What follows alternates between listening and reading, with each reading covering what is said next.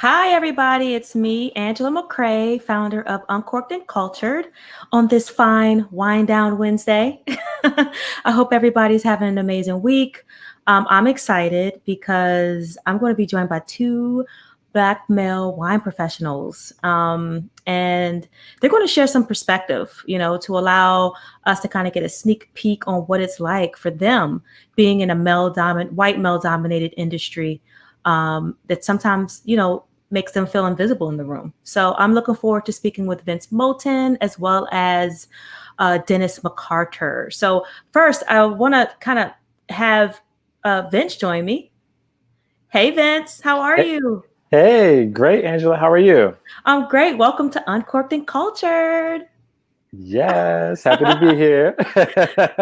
Well, I'm glad you're here. I'm glad you're here. So, I know you've been working in wine since 2013. So you've got some experience behind your belt. Yeah, got a little bit, just a few years. So, tell us about it. Well, how did you start your wine journey? So I have a friend who he is actually now my boss, which is kind of funny. But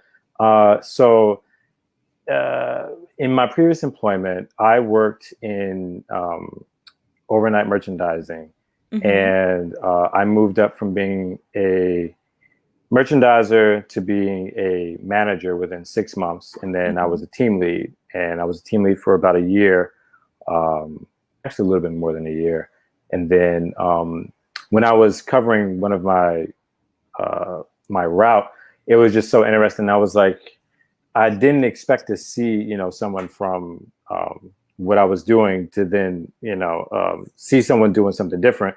Right. And my friend, he was in the store. I was like, "Yo, what are you doing here?" And he said, "Well, I started a new job and I'm working for a wine company." I said, "A wine company? That's like the most random thing in the world." Like that, literally. Okay, I mean, are y'all hiring? Like, Right. Right. Can because I he get was that? How can I be down? Right. right, right. And so I was like, well, I mean, if you guys have any openings or opportunities, and he said, yeah, like I'll put in the good work for you. And, you know, sooner than later, I found myself talking to all the people I needed to speak to, at the office. And they pretty much told me when I was starting. And I was like, this is great. Like, Wow. I have no idea what I'm going to be doing with this, but terrified as all get out. But I said, I'm ready for a new challenge. So when you And so when you started that, like, when you got that opportunity to kind of like get into this new role that you didn't mhm, really know what to expect, mhm. were you already drinking wine, or like, or were you you didn't have any type of like wine palate developed at all? So my only exposure to wine was Lodali Moscato, and that's what my mom drank. And I remember her and I having that like one night over dinner. She was like, this is really sweet. I like it, and I tried it. I was like, okay, yeah, this is cool. Like I never had wine before. I was like, at that point in my life, I was like freshly out of college, and there was like a lot more like beer and liquor that was involved in that. So Hmm. wine was Hmm. never like a conversation or like an object for me to grab. It was just kind of like, oh, it was another form of alcohol. So, you know, and when I got into this industry, it was like I was immediately enrolled into education classes. And then that's where I found I was like, yo, this is like mad interesting. Like, people, sugar plus yeast equals alcohol, heat, and CO2. That's like a formula that I've remembered for like the fermentation process. Hmm. And literally just like seeing all the little nuances and everything, I'm like, yo, I can geek out about this heavy. And I've just enjoyed learning about it. Like there's so much culture and history and, all these different things. And so for me, it was just like, I took the class. I passed WSET, Wine and Spirits Education Trust Level 2 Oh, in wow. wine and spirits. And so like that was through, I had great educators, Mr. Van Hall and Mr. Tim O'Hare. Hmm. So at my job, and those were like great mentors for me to like I could just ask them questions and the answer. And I sat towards the front because I wanted to make sure I was like, I don't know none of this stuff. And some of these people here, they probably know a little bit, and I don't know anything. So I need to be a sponge. So you was the Um, perfect student during the whole process, huh? yeah, yeah. Well, it looks like we have a few wine lovers here that's shouting us out. We got Derek Pettit here present. Petit, my Petit. partner. Oh, nice. Hey, Derek, how are you? Hey, babe. And then we also have Mark Harris here. He's great to be here. It was great to have you, Mark. Yes, awesome. Thank you so much for joining, Mark. Appreciate it. So you talked about your you had a mentor or someone that you kind of helped guide you along the way. Mhm, At this stage right mhm. now, do you have any people that inspire you that you look to as you develop in your career in wine? Yeah, so I'm looking at people like, of course, the ever great and wonderful Julia Coney. She is amazing. She is She's doing the like, work. She's doing the work. yes, she is putting the time in, the energy. She's creating opportunities. Like, I'm just like, yes, let me be, let me follow her example and let me just do what I can to emulate as much of that. Shakira Jones, food and wine writer out of New York. She's part of Somm TV staff. She's going to be in the new Somm movie, Somm 4. Joni Rios, she's got Seek and Sip Travel out in Chicago. She's wonderful. Like she came into DC a couple of weeks ago, and I was able to hang out with her. That was wonderful. And I know I'm missing people. So I've got, my boys with Fellas Food and Wine. It was a little project that we were working on in like the spring. Mm-hmm. And so that was a lot of fun.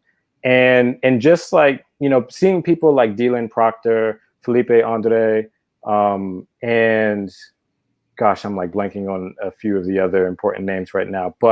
And obviously, I'm excited to talk also with Dennis and like hear his perspective too, because and then There he wow, is. incredible timing. Hey, Dennis, how are you? Doing good. Thank you. Just got off the shift Well, and got set up. Wow, well, awesome. well, welcome to Uncorked and Cultured. Thank you so much for joining us. Thanks for having me. Good to So see you, brother. wonderful, wonderful. So Dennis, I was just talking to Vince about how he started his wine journey. He's a sales representative for a distributor, and you're over there in the cellars right now. So you want to give us kind of like an insight as to how you started your wine journey? Yes, I started off. Well, it's a long story, but I'll try to make it short. I started out actually at a winery, at a wine club, at Funky Winery, and the first way is you get to help throughout the process. So you get to help harvest, help with crush, and punch down to everything to pressing and bottling. And after a couple of years of doing that, and I thought I could do this myself. And so what I ended up doing was make a little wine at home, and got hooked. And my first wine was a Barbera, and started off with 5 gallons, and followed it and disappeared real fast amongst the family. Following years, was Petite Syrah, 15 gallons, and Viognier, Wow. and followed those. And I got a silver medal out of my teeth. I got a gold out of Viognier, and then before you knew it, I was doing barrels. Mm-hmm. And then my first barrel project was Zinfandel from Dry Creek Valley. And it was unexpected because I was golfing with a friend, and he was like, "Hey, what do you do?" I was like, "Well, at the time I was doing insurance and make wine at home." He said, "Hey, you want some Can you grapes? speak up a I'm little a bit? vineyard." So yeah, And Dennis, it sounds like the machines are over there taking over taking over the interview. oh, that's what I was worried about. I may have to move it to a different spot here. Can you hear me now? Yeah, that Yeah, sounds a lot better much actually. much better. Yeah. All right. Yeah, I hear what it is. It's our mister, which keeps the barrels moist. So So is my that going apologies. to go on all night, or is it? How does that work? Yes, it goes on all night, unfortunately, because we got to keep the humidity level right for storing wine. Okay. So I'll try to make it a little louder.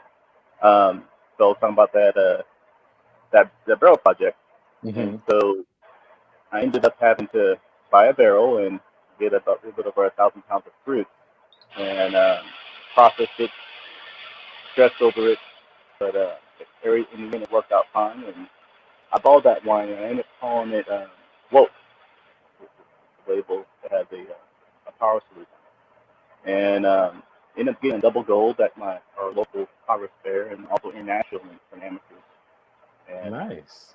more and more people start talking to me and saying, "Hey, pursue your passion of winemaking and make it professional."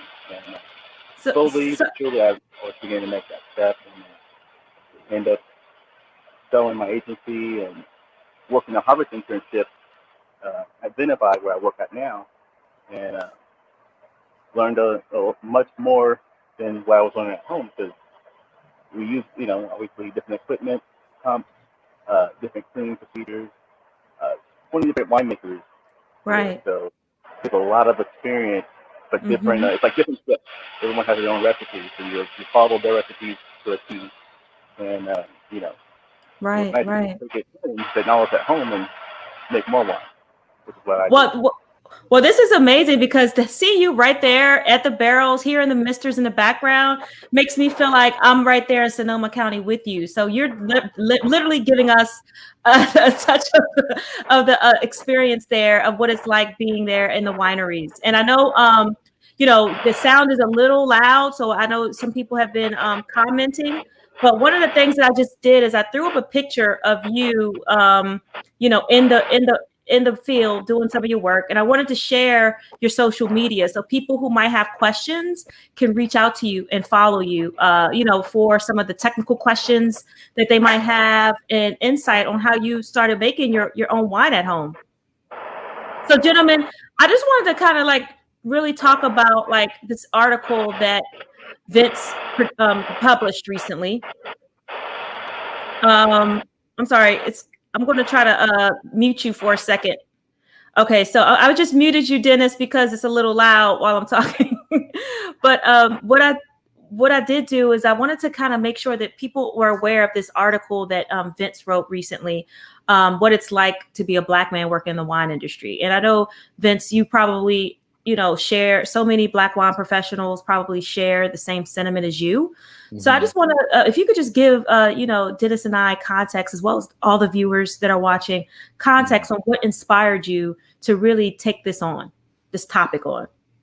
So it was really an idea that like someone that I can definitely lean on. So Julia Coney had become a contributing editor for VinePair, and so one of the big things that she was looking to do was to make sure to like amplify Black voices. Mm-hmm. And so, she had put feelers out there for people who was like, hey,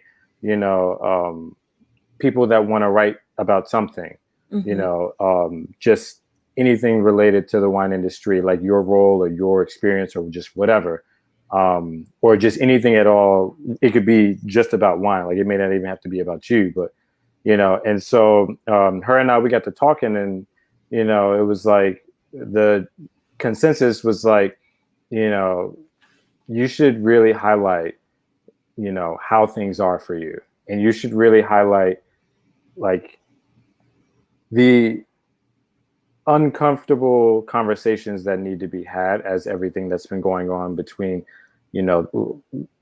Black people have become hashtags well before Trayvon Martin, but through social media, that was like the start, and then it's like we've just heard and seen so many names become added to these lists, and it's been really disheartening. And it's like you feel powerless, and then you're like, to just exist in the space, right? Like, so to show that even in the wine industry, where an industry that not a lot of Black men are right now, but to see how my experience is still relatable to a lot of people's experience of just being a Black person in any industry.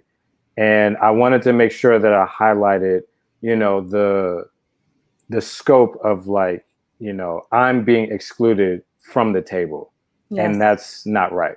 Yes. So my motivation behind it was just really making sure that people understand that like there's so much more that we have to do, that we are capable of doing. Mm-hmm. And, I don't know is not an excuse anymore. Absolutely not. Especially when we've got, organizations like started by Julia Coney, Black wine professionals. That is like literally a database that has locations and titles of what Black wine professionals that apply through the website. And it literally will tell you where, because before somehow you just never knew that any Black person did anything with wine. And we're just invisible, it seemed like, because commercials would never have us included.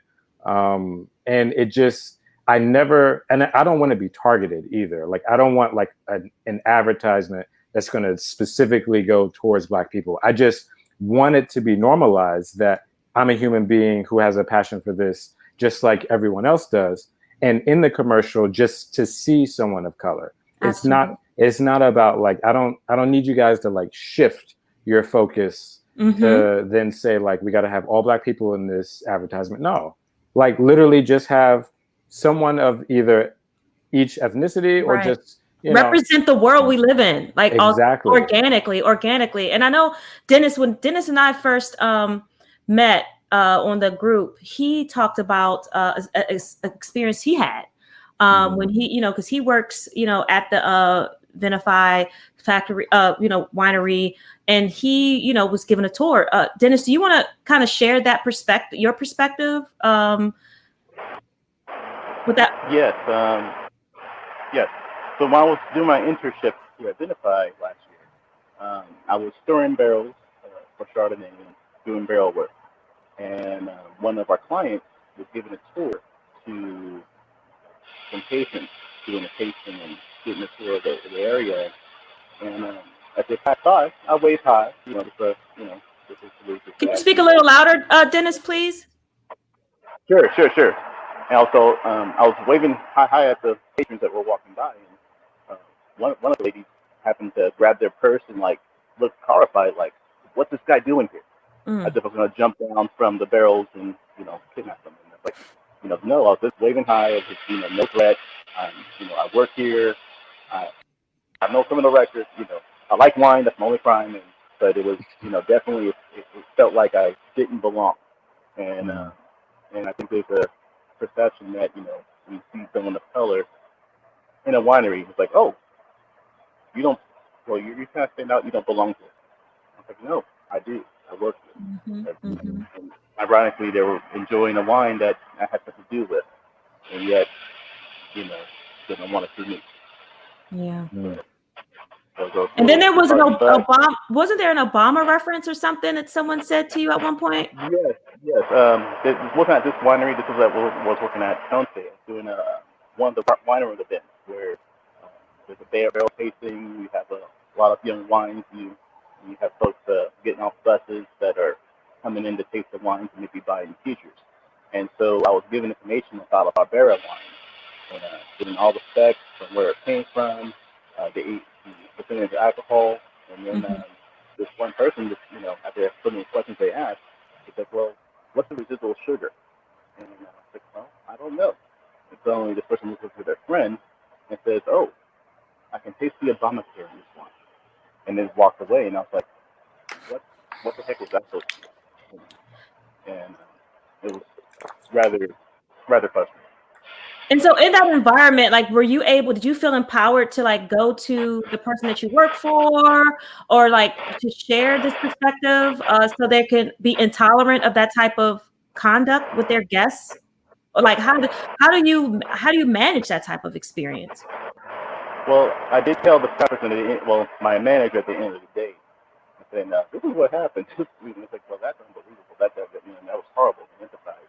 But there wasn't a lot that could be done because it was a big crowd of people. Right. But that kind of thing, it does happen. Happens more to me as a customer. Right. When working at many wineries within the county and Napa and Lake County, pretty much all over California, and I can only say I only had 10 bad experiences as a patient. One of the worst ones was. Well, Well, I don't want us to get too too dark, too dark. 'Cause I do want us to kind of, I don't want to, like the wine lovers out there to want to go in, and partake and go to the wineries and have these experiences to feel discouraged, because at the end of the day, like you said, you've been working in this space, you from Sonoma County area, like this, this is a part of your life. And these are small, in very rare occurrences. So I guess, like, as Black wine professionals, what are some kind of like lessons and or encouragement that you would tell Black wine lovers that are looking to expand their palate and go into some of these spaces that may be sometimes uncomfortable?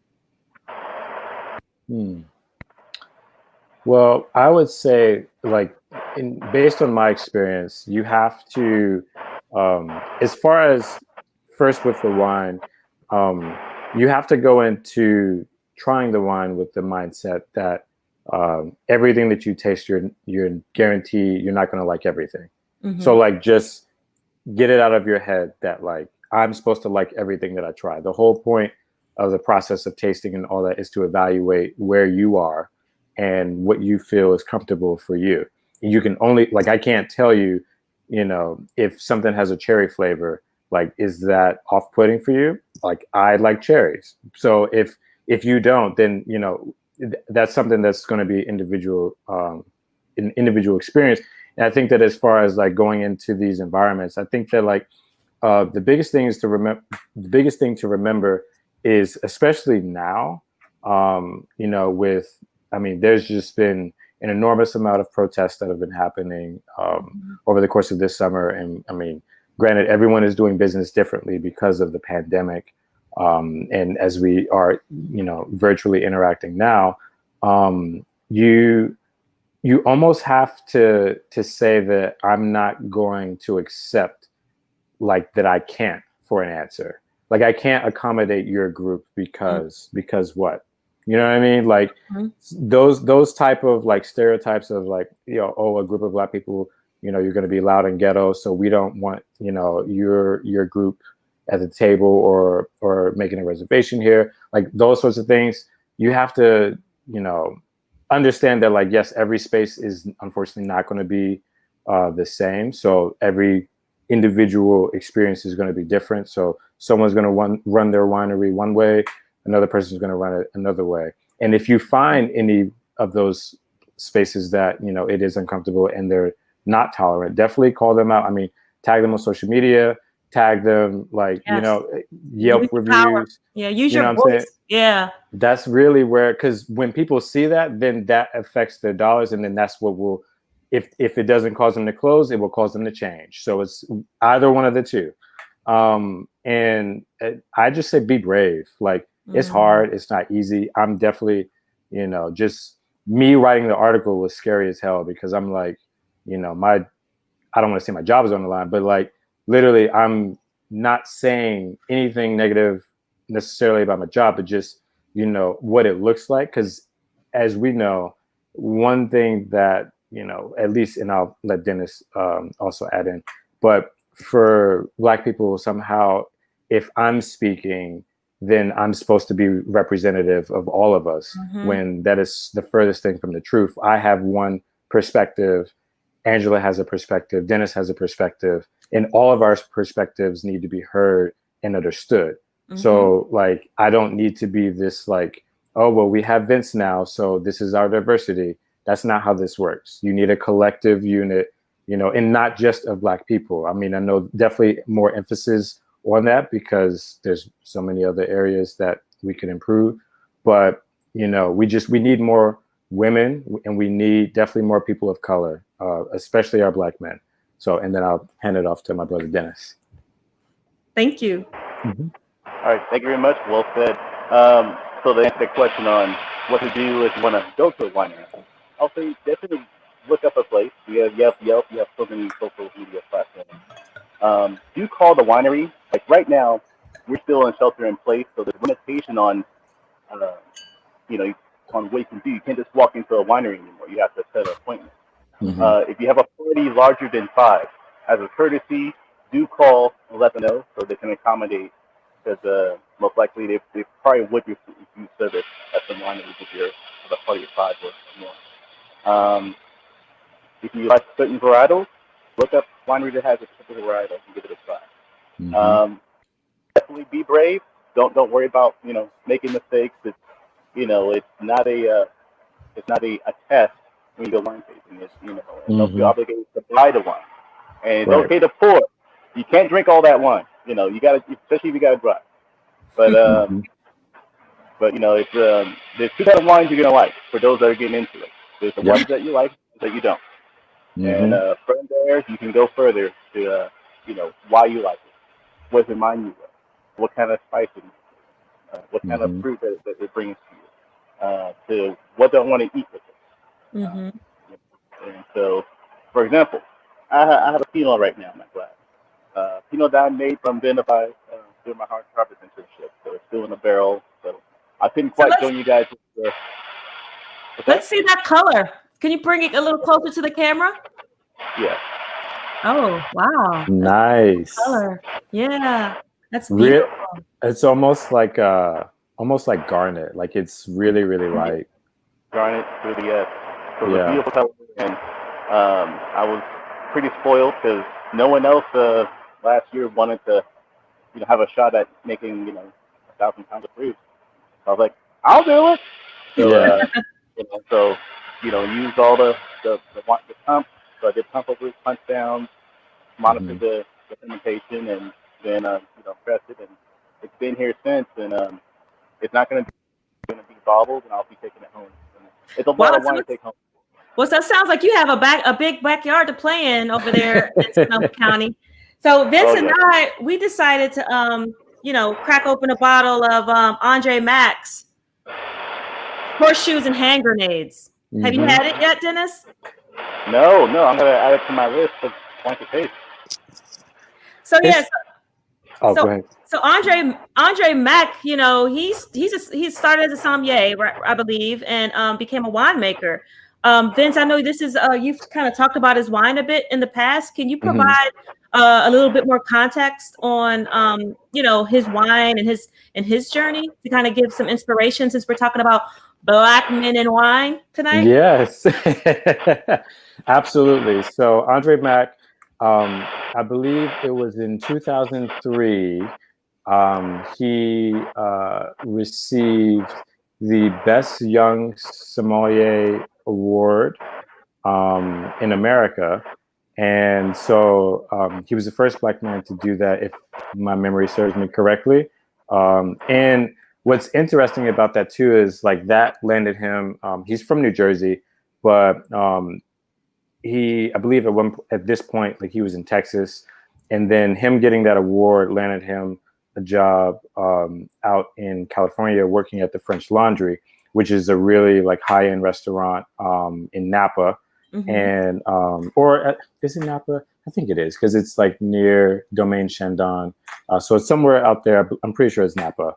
Or actually, no. So it's Yountville or something like that, which is like just outside of. It's like, oh, go ahead, Dennis.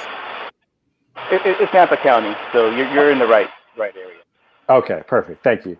And so he worked there, French Laundry, for a while as a sommelier, and did very well. And then he ended up at a restaurant in New York City called Per Se, which is on Columbus Circle, right near Central Park. And he's just been like, he's always had, just because I got a chance to meet him last year at City Winery, and he was doing a traveling event for his book, 99 Wines. And it was just interesting to hear his perspective of like just how driven he is. And so he didn't stop with the sommelier track. Like for him, he was more focused on like to kind of revolutionize, what a Black man can do, or just what any person that comes from the business can do. So you can start on the sommelier's track, and then entrepreneur. So he had a good connection with some people in Oregon. And then he started the Maison Noir. Back then it was called Mouton Noir. And he started that project where he has like all these various wines. He has a rosé, a Riesling, a white blend, Chardonnay, this red blend here that we're drinking today. And he really just has like a holistic view. So he also started a business in New York City called & Sons, and that's a like a boutique wine bar / ham bar. So he's like pairing ham and wine together. And then literally during this pandemic, when everything, his business had closed, as far as, you know, New York, they wouldn't allow indoor seating, and they only allowed 20 seats anyway. So next door, he literally opened & Sons Buttery. So it's like, it's supposed to be almost like a shop where people can get like cheese, charcuterie, different little like herbs and spices and stuff like that. And so he's always looking for like ways to be, you know, his name or his brand attached to the wine industry. And that to me is really inspiring, because, you know, like just seeing that he's like a jack of all trades, you know, I'm like, I've started in this industry, you know, on the sales side, and I know that this is not where my story ends, but it's definitely been, you know, a wonderful beginning thus far, you know, even with everything that's been going on lately. And so for me, I think that, you know, as people want to like navigate these spaces and try to figure out like where can they fit, what can they do, you know, and it's like, you know, find someone that, if you can't find someone that looks like you, there's a lot more resources now. You have Wine Unify, the Roots Fund, Black Wine Professionals, and there's a few other organizations in which I didn't name, but there's a lot more networks now where Wine Unify specializes in mentorship, and the Roots Fund specializes in like job placement for people that are like want to get into it or are looking for internships or just whatever. So, you know, would have been wonderful years ago, but I'm happy that people are able to have access to this stuff now. Well, the good thing is that sets you up to become a mentor. You know, you sometimes you got to have that grit, and you got to go through that. Right. That process. Definitely. You know, George Walker III is like, talk your knowledge, Vince. Tell him. My brother George. Yes, that man right there. He is incredible. I'm just like, for me to just see, you know, like he works for Dwayne Wade at Wade Cellars. You know, he is just an ambassador that is, I mean, I can't even, like, I don't have enough adjectives to describe how proud I am to just see him take that leap to go from Michigan, you know, coming from a culinary background, really pursuing loving wine, and then to just, you know, position himself where he needed to be.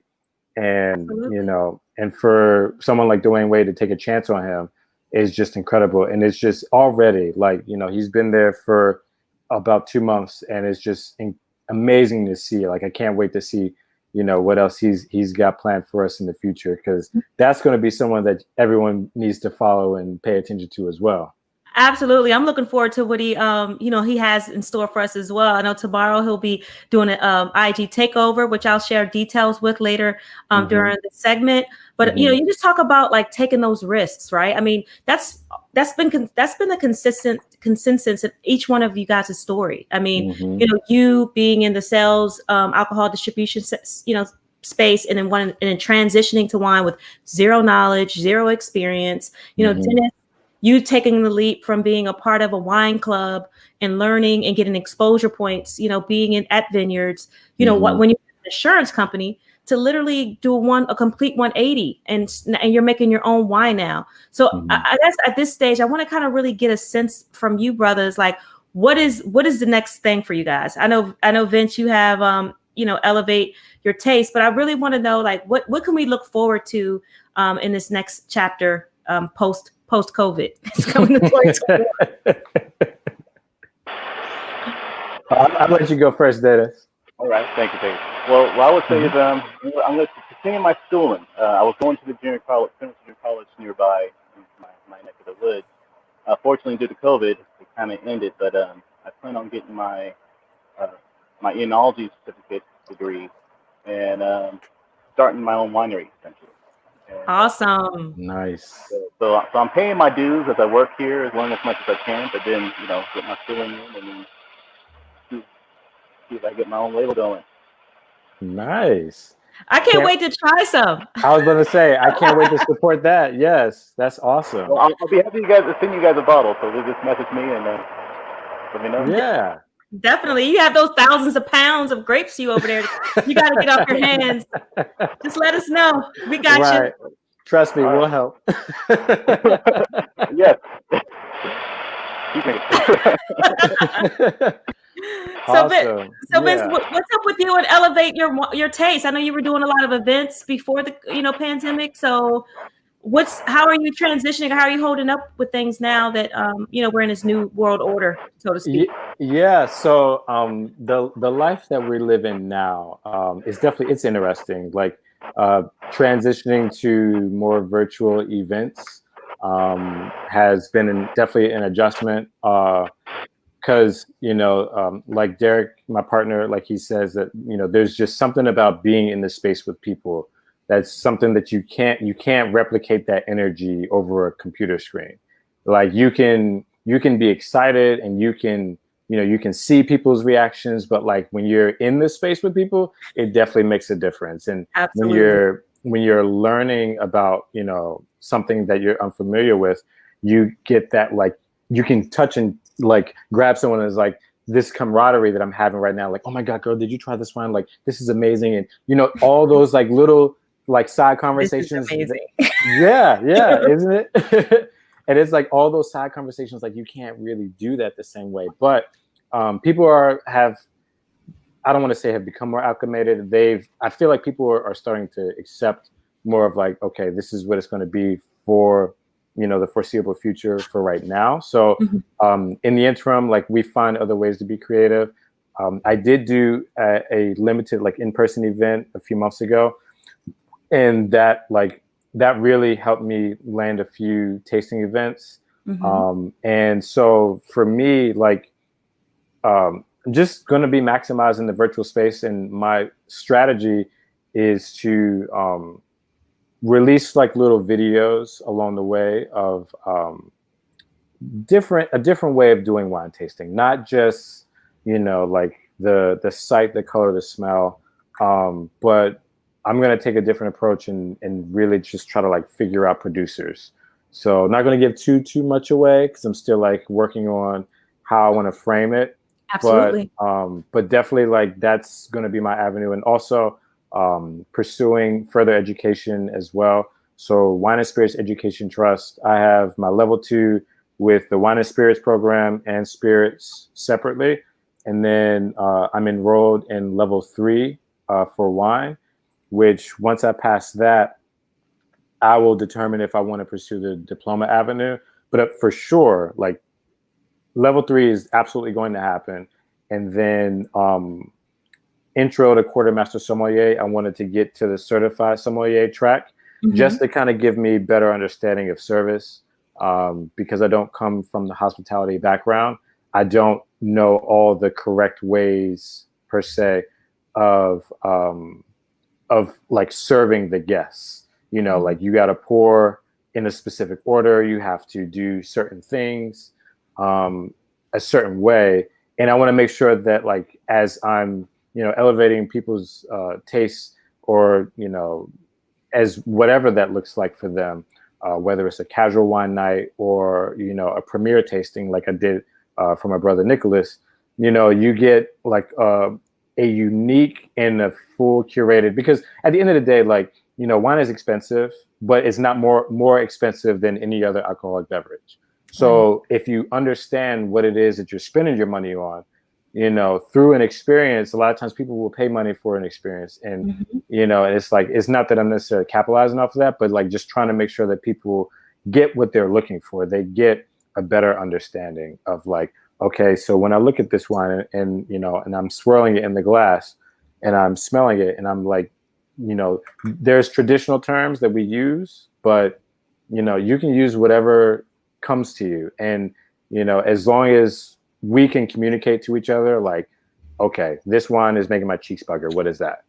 That means that wine is higher in acid. okay, I don't like that feeling. So like, show me Right. wines that have less than that. So little things like that are helpful.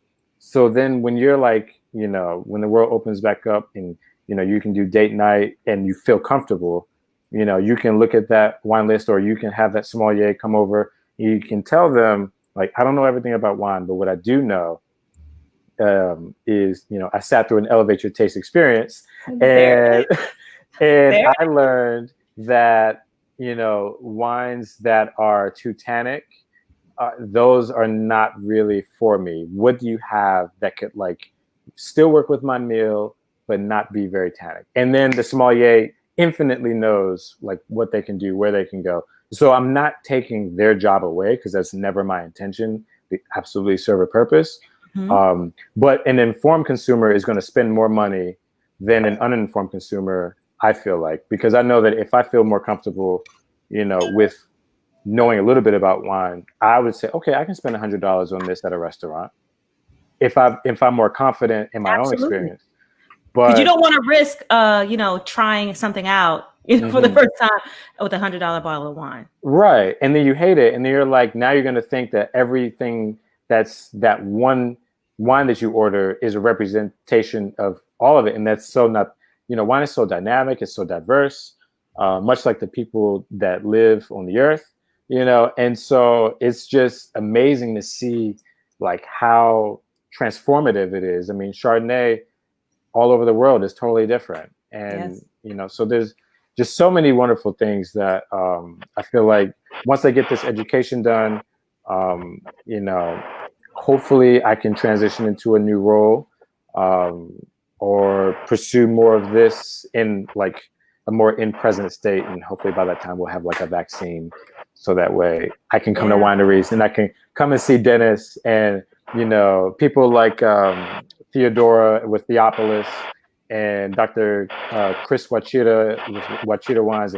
You know, I can see all these people in person again, and just really take advantage of that, because, you know, our community is small, but it's growing, and I love it. Absolutely. Absolutely.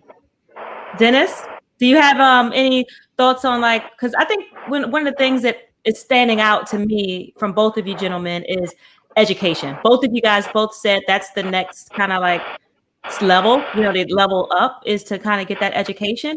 And I think, you know, someone just recently posted on the Black Wine Lovers group, kind of like this 25, I think a list of 25 wine sales this past month. And at the top of the list was the Barefoots, the Woodbridge, the Sutter Homes. You know, these are consumer grade mass produced wines versus the wines that are made in, you know, in wineries and oak barrels, like we see Dennis here.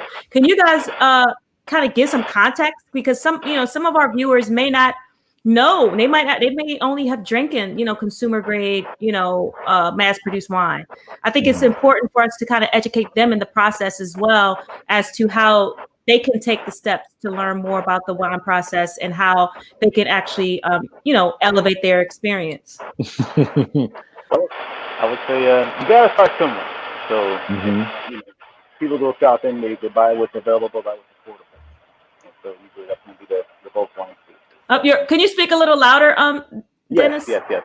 I'll repeat that. So you gotta start somewhere. So if you like, you know, certain producers like, with say Kendall Jackson, with say Gallo, and you like the Chardonnay, you like the Cab, and you like the price point, fine. You know, I'm not gonna twist your arm and say, hey, look at this is a lot better, but you should try this. And so I work at with about three of the winemakers here that make wines that are on the list of 100 wines of the world to taste. And one of them being Kaluna, one of them being Argo.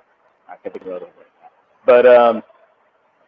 But you know, things we do here is a little different, where we don't use a big vat container, you know, that holds thousands of pounds of wine, and no oak is ever introduced with oak powder or you know, oak spade with the sticks that are just dropped in to give that extraction. Instead, we use barrels, so we're going to get micro oxidation out of the barrels. You're going to have to top the wine for that reason, but you get concentration of flavor. Some of the winemakers here do whole cluster fermentation with their Pinot, which gives you a beautiful bouquet, almost like a herbaceous vegetable aroma. And Very it's almost perfumey. beautiful. Yes, very perfume and very nice mouthfeel. And That sounds. and it's not something that you can get off of, you know, a bulk, you know, unfortunately. Right. And so you're gonna come across the more quality things when you look outside of what you see in your local grocery store and go to a local wine shop or go online to shop. Right, Um, right. I'll stop there and let Vince explain. I love how gracious you guys are to each other. I love this. Yeah. Thank you, my brother. I appreciate it. I realized I was nerding out. Like, wait, I don't think anyone knows this process while I'm explaining it. But It gives us something to Google, right? Yes, you did great. Like, you explained it perfectly. So, Yes. like, for me, like, something that as I'm working in, the grocery stores, and a lot of those wines that were on that list, and John Wesley Michel, he was the one that actually posted it, and we would honestly say a lot of those are grocery store wines. And that's not taking a slight, or that those are just the wines that have a lot of marketing behind them. They have a lot of financial support to push certain promotions on a national level that mom and pop wineries just don't have, billion-dollar budgets for, things like that to do on a national scale. A lot of, the mom and pop stuff is more geared towards, the word of mouth and the hand selling. Now, navigating any of those wines, just to echo what Dennis said, you have to try somewhere. There's been a lot of conversations, especially in the Black Wine Lovers group, about one brand in particular. Like, I personally, I don't drink much of it, but Stella Rosa is a wine brand that a lot of people have lately been navigating to. And it's to me, it's kind of following a similar trend that like Sutter Home and Barefoot, what they did previously. Like, they had a big push nationally for some of their like different flavors, and and I understand that like they're targeting a certain audience, or a perceived certain audience. And so what happens to me, and when I try to recommend people different things, is like they get locked in to these brands because this is all that a lot of people will see. Mm-hmm. So I often challenge people to, if you have a big box store like a Total Wine, or if you have like a fine wine shop that's near you, you may be the only Black person that will go in there for a while, but go in and say that like, I want to try something different today. And like but you yourself, you have to go in with that mindset of like, okay, today I know that I'm going to try something that's just not, because the bulk wines, they're going to be there. Like, Josh is going to be there, Barefoot's going to be there, Yellowtail's going to be there, all these brands, they're going to be there. So like, they would never miss a beat if you switch to a different, because they're just going to get someone else to fill in that, you know what I'm saying? And so when they have, this financial support to do all this, if you see any of us sales reps in the stores, someone with an iPad, I don't have mine with me, but like, I'll be in there writing my order, punching stuff in. And if you see us, talk to us. Like, we can just let you know, like, hey, this is what I've had. And, this is based on what you're asking me. This is what I would recommend. You know what I'm saying? Like, right. And, there's a whole lot of stuff with that as well, because different stores, depending on where you're at, different pricing and all this other stuff. But, you don't have to, and I can say this very clearly and comfortably, you don't have to spend more than $20 to get a really good quality bottle of wine. So like, you can just erase this, like, I have to spend 50 and 100 in retail to get, a nice bottle of wine. Like, you don't have to. There's tons of great wines that are in that $10 to $20 price range that you can just like pick up all the time, and that are not, those big bulk wines. Right. Because again, like their idea is to just pump out more sales. So is it true that they like have more sulfates? Like, they can also have some like toxins in there. Is that true? Because I know that's been a questionable thing. So I'll say this: I'm not going to speak on what I don't know, and Okay. I'm definitely not going to say if they do use certain things or not. That's not my lane. I'll hand that off to my brother Dennis, who might have more The winemaker perspective. Yes. I was going to say on that, I was like, Vino brother. Both wines. Thank you. Most wines have sulfites in it. So white wines usually have more sulfites in them in general, whether it's bulk or not. Mm-hmm. So it's a necessary thing. And even in a bulk wine, there's probably more sulfite in applesauce than there is in an actual bottle of bulk. Mm-hmm. So that perception that, it's, sulfite, it's the method that it's made. And, sulfite is a necessary preservative. Helps your wine age, keeps the wine from turning to vinegar. Yes, if you put too much of it, you're gonna taste it. It's gonna taste burnt. It's gonna taste like it's gonna have that burnt aroma. It's gonna have that sulfury thing going on. And I've only came across a couple of wines that were like that. And, but yeah, it's necessary things. I wouldn't necessarily look at that and think, oh, this means it must be cheap. No. Okay. So just, I know we're coming up on an hour, and I know I want to be sensitive to everybody's time. So I do have a question, because one of the things that we've talked about briefly with some of the Black-owned wineries and Black brands that actually are popping up, and whether they're celebrities or whether they're just true enthusiasts. And I just want to like kind of get you brother's perspective. I know we're drinking Andre Mack's wine here, but like, let us know, like, do you have any favorite Black-owned wine brands that you're drinking? I know, Dennis, you're going to say Vino Brothers Originals. well, Vino Brothers eventually, McCarter Cellars, one of these days. I would say my friend Mack McDonald, Maison Cellars. I enjoy his Pinots a lot. Yes. And I actually had the pleasure of eating dinner with him, and there's a photo of me. I should have sent it to you. Okay. Someone just put me on to him, so I'm going to order some of his stuff by the end of the year, maybe for the holidays. Oh my God, I did a tasting last month with the group. They did the elevated experience. So with that, I keep the wines, most of them under $25, and then I'll have one that's like premium to just show. Sometimes, depending on the producer, like that separation in price but you have to know the producer to know it. And I had Mack's Pinot Noir last year at an event. So I was like, oh, this is, I talked to some of my friends, and one of them was like, do Vision Cellars. I was like, great. Yes. Perfect. So did that. And that was like, it was literally the favorite wine out of the whole, like even if I didn't tell them the price point, people they were like, this was an incredible Pinot Noir. It was the Santa Lucia Highlands, Rosella's Vineyards.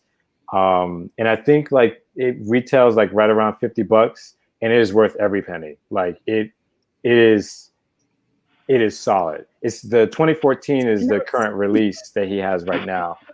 And Mack knows exactly what he's doing with Pinot Noir. Awesome. And I'll say for me, any particular Black favorites? Outside of Andre Mack's, because all his wines, they're all different. So like they're not.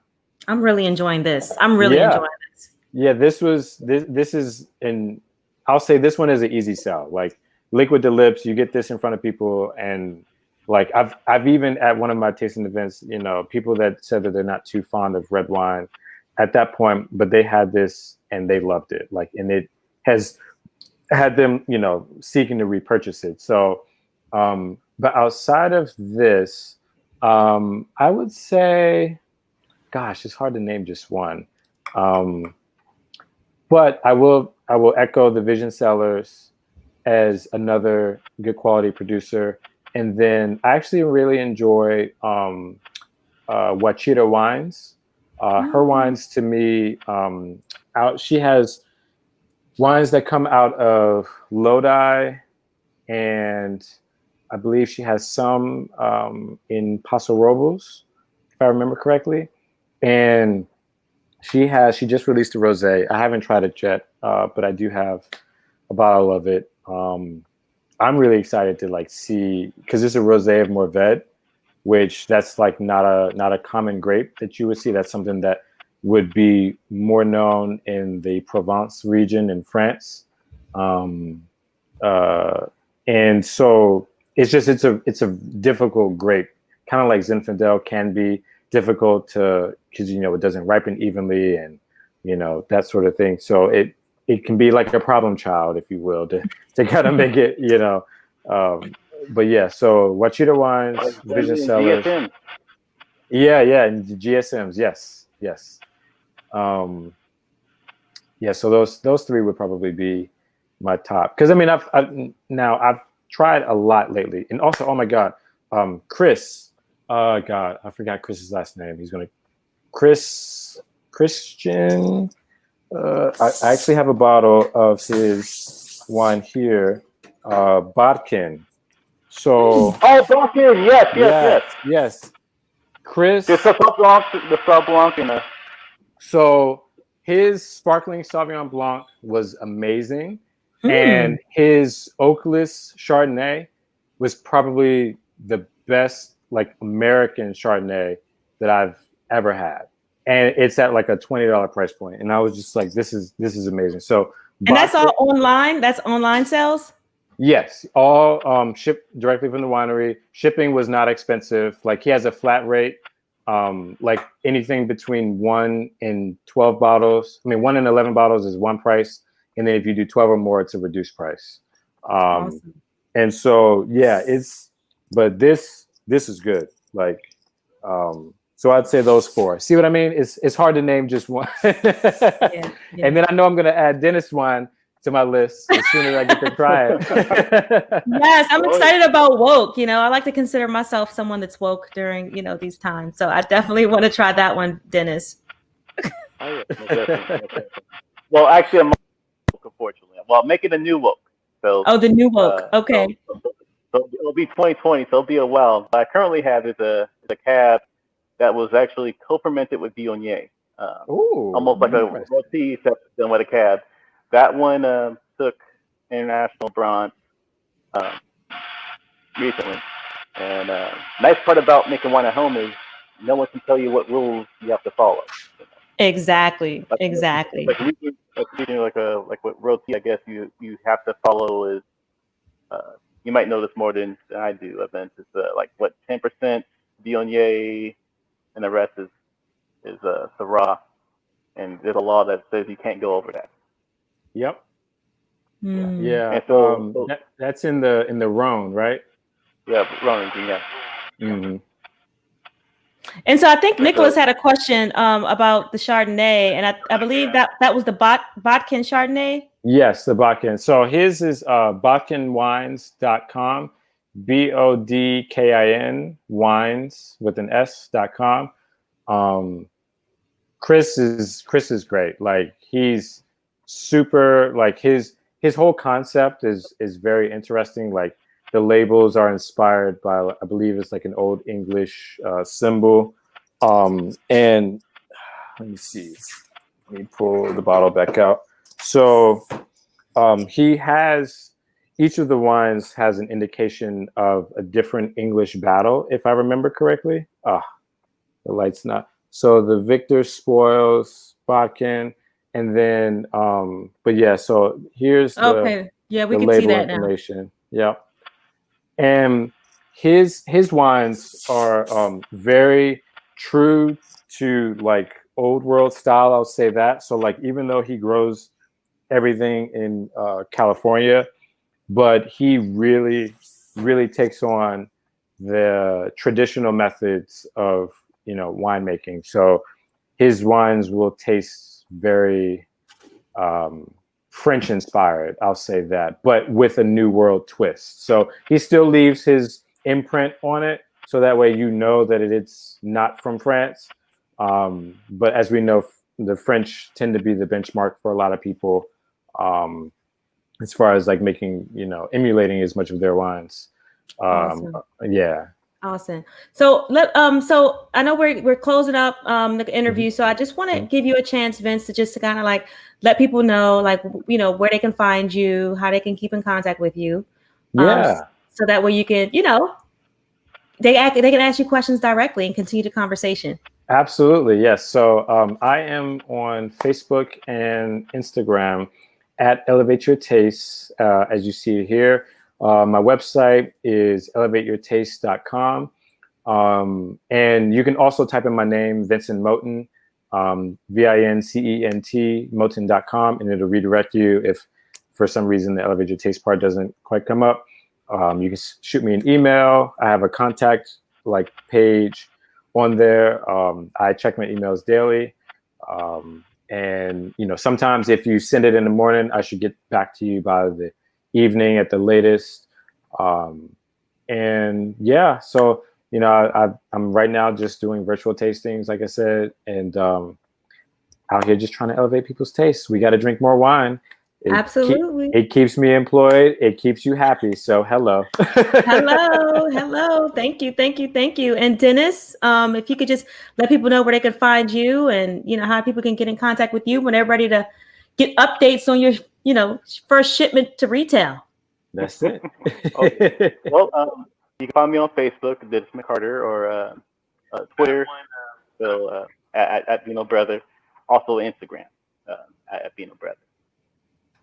And then you also, I also wanted to include your email address. Yes, my email address is vinobrother@gmail.com, and I also have a blog spot where I haven't been blogging lately, but I do blog at least few times a year on wineries and experiences. And of course, if anyone wants to take that brave step to making wine, whether you want to do it at home, it could be a great resource of information for those that want to take that step. Awesome. Well, gentlemen, it's been a pleasure. I feel great, being amongst two very knowledgeable, smart, handsome men, talking about wine. One of the favorite things I like to do, but I'm definitely at the beginning of my journey. I mean, I've been drinking wine for 10 plus years, maybe even close to 20 years.